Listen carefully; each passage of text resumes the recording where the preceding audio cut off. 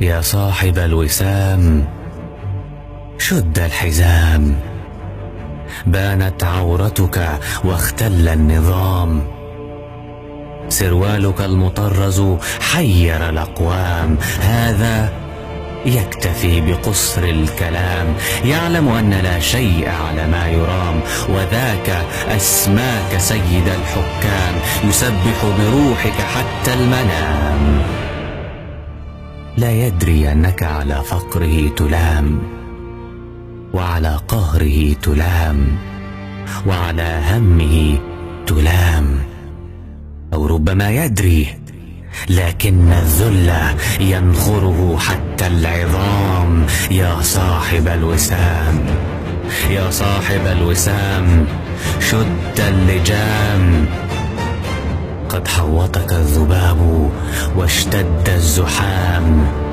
كل يبني غيه تحت الظلام، وإن سميتهم للدولة خدام.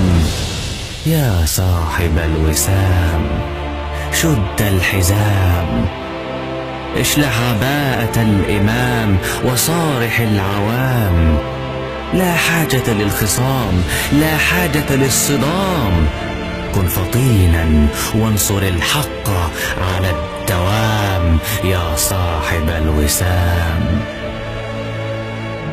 أتساءل باستغراب مع المغاربة، أين هي هذه الثروة؟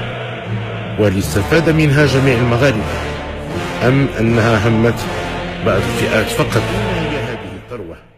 يا صاحب الوسام اسأل سؤالا تعيه الأفهام، أتسألني عن ثروة تبني منها القصور العظام وتفرش بها السماء رخام؟ أتسألني عنها وأنت لها مقام؟ كف عن هذه الأوهام، فهذا الفتور يصحي النيام. يا صاحب الوسام وسم نفسك قبل أن توسم الأقزام، فالحمير تظل حميرا ولو لحفتها بهندام. يا صاحب الوسام ما من شيء يضيرك إن سكنت الخيام، فالفاروق كان وهو الفاروق على الأرض ينام. يا صاحب الوسام قد قصرت بما يكفي ونهبت بما يكفي والتهمت بما يكفي. يكفي